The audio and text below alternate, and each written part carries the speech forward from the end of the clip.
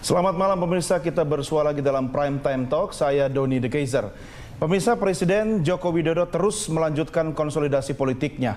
Kemarin Presiden kembali bertemu dengan Ketua Umum Partai Gerindra, Prabowo Subianto. Dalam pertemuan itu Prabowo menegaskan bahwa dirinya tidak akan menjegal Jokowi. Tanda petik pemirsa, ini juga akan menarik untuk kita diskusikan nanti. Dan sikap Prabowo ini mendapat apresiasi dari banyak pihak. Sementara partai pendukung pun kembali menegaskan tetap akan menjadi bagian dari pemerintah. Bahkan Ketua Umum PDI Perjuangan Megawati Soekarnoputri juga menegaskan tetap mengantarkan pasangan Jokowi JK sampai selesai tugas selama 5 tahun masa jabatan. Di tengah konsolidasi politik Jokowi bersama politisi, ulama, dan militer, Presiden ke-6 Republik Indonesia Susilo Bambang Yudhoyono membantah kabar yang berhembus bahwa kabarnya dirinya berada di balik aksi massa tanggal 4 November lalu. Nah, pertanyaannya, seperti apa manuver para aktor politik saat ini dan siapa sebenarnya yang sedang bermanuver yang katanya ingin mengganggu, menggoyang-goyang atau bahkan menggeser Presiden Joko Widodo? Ini yang akan kita diskusikan bersama narasumber yang sudah hadir di studio.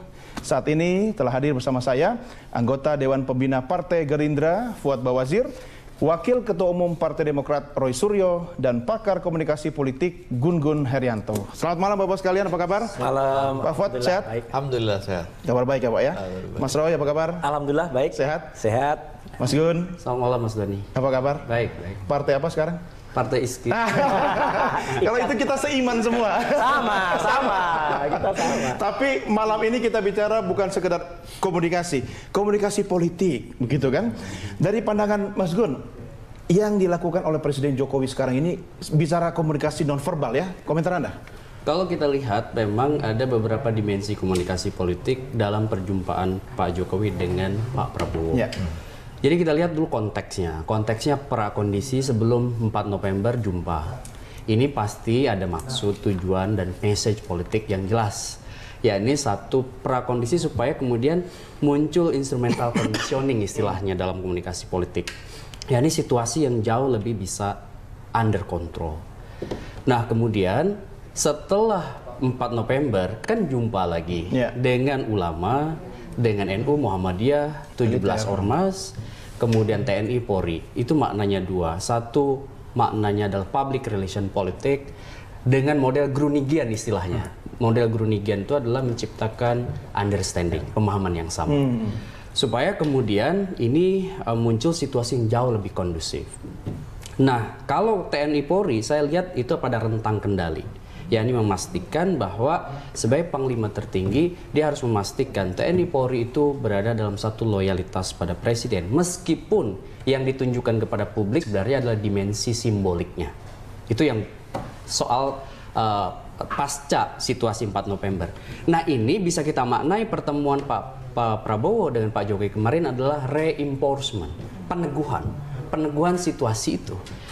Ini kan kalau Mas Doni lihat eskalasi luar biasa, titik kulminasi karena banyak sekali keterlibatan aktor. Maksud saya, aktor itu bisa yang kemudian betul menuntut kasus hukum.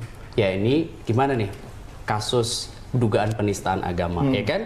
Dan ini kan lintas teritorial nih, bukan hanya soal DKI, tapi ada satu dimensi di mana ada symbolic convergence, penyatuan simbolik. Penyatuan simboliknya itu adalah dugaan penistaan agama, sehingga orang berkumpul.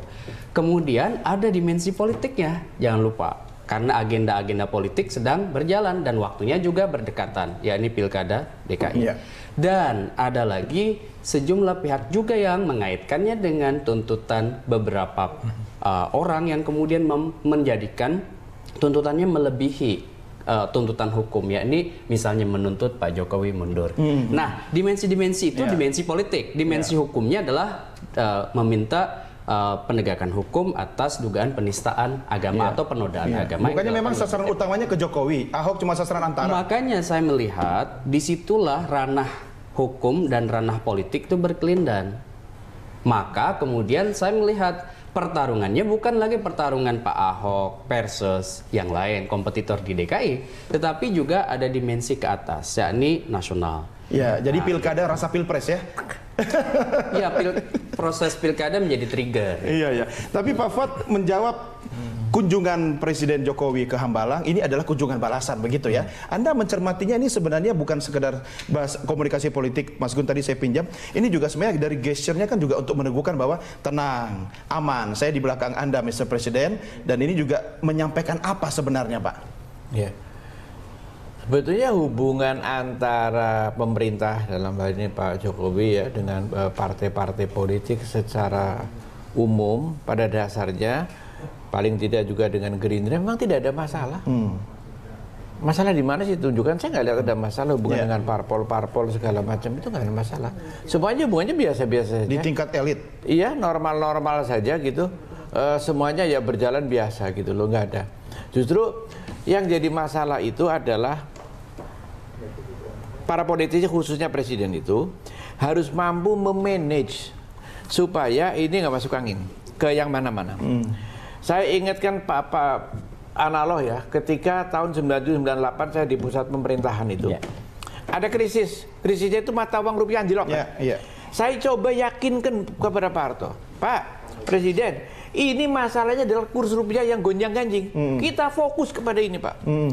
Ini ada orang yang masuk, oh ini masalah bawa bunga, ini masalah bawa cerita, macam-macam.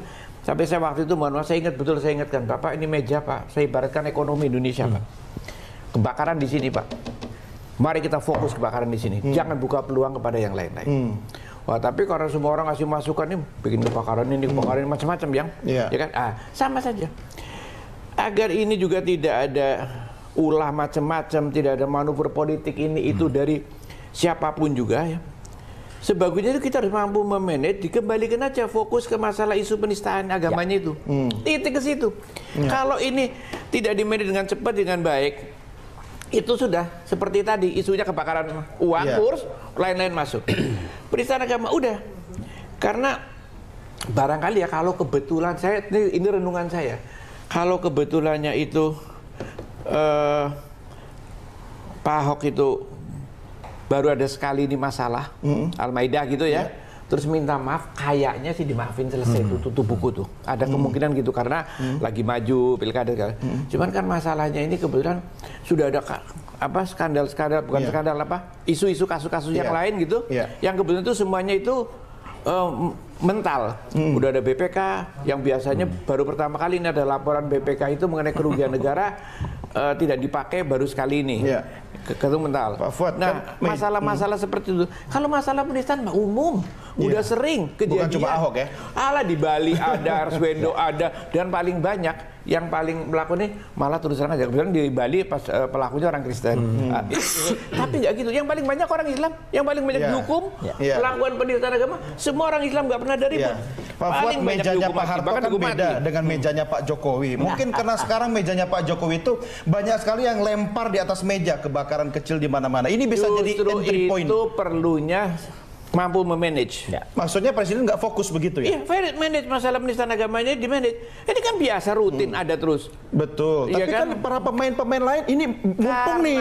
Ini tidak manajenya itu kemampuan memanajemen masalah isu ini kurang, ya kurang canggih lah. Maksudnya kemampuan manajemennya presiden kurang canggih. Ya dalam mengatasi ini sehingga masuk itu. Ulah macam-macam itu bisa karena lama. Itu tadi seperti yang saya pernah alami. Jadi saya yakin. Tapi gitu. kan politisi atau para aktor yang berkepentingan pasti senang sekali kalau ada kasus seperti ini kan. Ini kan momentum untuk masuk gitu loh. Kalau ada krisis politik, lama nggak ditangani akan menjalar ke krisis ekonomi, kemudian jadi krisis multidimensi. Sama aja dan sebaliknya, kalau ada krisis ekonomi kayak dulu hanya kalah kurs, masalahnya zaman Pak Harto kurs, kelamaan kurs tambah-tambahin itu tadi nggak difokus penyelesaiannya ya, karena terus aja banyak pemainnya zaman itu juga, terus para ekonom senior, bos-bos saya juga, saya maunya begini, dia pada masing-masing punya agenda macam-macam, tapi ini bidang ekonomi. Akibatnya menjadi krisis politik multidimensi. Itu jadi kemampuan memanage masalah itu adalah penting, harus cepat dimanage. Betul. Gitu. Saya pinjam statementnya Pak Fuad, katanya yang apa ya istilahnya naruh masalah macam-macam itu salah satunya Pak SBY ya Mas Roy. Nah, itulah akibat tafsiran yang salah. Jangan-jangan perlu mendatangkan juru tafsir. Nah, gini, ya kan kemarin juru tafsir yang nggak jelas itu, ya kan? Presiden butuh juru tafsir maksudnya. Jadi sebenarnya kalau kita perhatikan betul, kita perhatikan dengan detail ya, atau kita transkrip lah supaya nanti nggak ada yang menyalahkan ya. Jadi harus ditranskrip pakai telinga yang betul ya gitu. Jadi kata pakai penting juga. Di transkrip statement Pak SBY pada tanggal 2 November sepanjang durasi 46 menit 13 detik itu dalam press conference. Ya, dalam press conference itu clear sekali bahwa persis apa yang dikatakan senior kita Pak Fuad. Presiden harus fokus pada inti permasalahan. Fokusnya apa? Ya kasus penistaan agama. Dan bahkan ini lucunya Mas. Teman-teman jurnalis saya kira juga perlu mengkritisi jangan-jangan Indonesia itu lagi di frame oleh media internasional. New York Times aja salah ya dalam mengartikan itu. Dikira Pak SBY dalam statementnya itu meminta dihukum Ahok itu. Nggak ada statement sama sekali. Jelas sekali. Itu media framing menurut Anda? Iya. Kalau menurut saya juga orang berarti luar negeri berkepentingan ya? Iya persis lah. Kalau nggak mungkin lah dalam satu hari kemarin puluhan media dari luar negeri dengan frame yang sama. Ini kan kasus ini kan ngeri-ngeri sedap nih. Kalau kata lucunya gini. Saya menggunakan saya lagi menggunakan orang ilmu komunikasi ya. Jelek-jelek ini saya penasihat juga. Sarjana komunikasi kok. Iya. Jadi artinya. Wah, ini sudah tekanan ini. Intervensi bagi presenter. Bukan. Artinya gini. Sarjana komunikasi.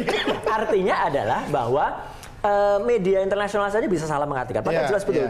Di menit ke-23, ya 21 sampai 23 itu jelas betul Pak SBY mengatakan kalau memang Pak Ahok tidak bersalah, ya biarkan hukum yang menilai.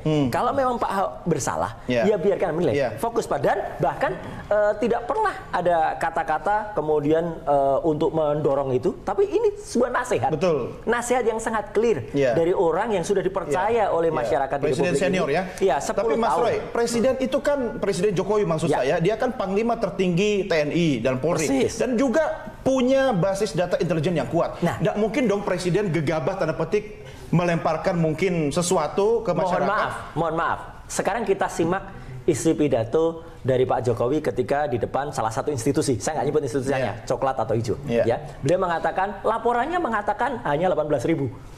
Tapi kenyataannya yang datang berapa? Bahkan temuan terakhir kalau dihitung pakai Google Maps itu bisa lebih dari 2 juta, 2,3 juta yang tanggal 4. Ya, jadi artinya itu pun dikatakan 2 hari sebelumnya oleh Pak SBY selaku orang yang lebih senior, dikatakan bahwa jangan sampai terjadi intelligent failure.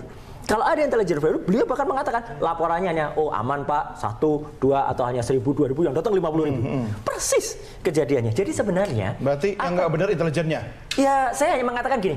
Tolong para juru tafsir di lingkungan yang ada di sekitar Pak Jokowi. Kasihan. Saya kenal betul Pak. Soalnya anggarannya dipotong DPR mulu sih. Kita lanjutkan segmen berikut Bapak sekalian. Kasihan Pak Jokowi. Iya. Saya harus break dan kita kembali saat lagi pemirsa tetap bareng kami dalam Prime Time Talk.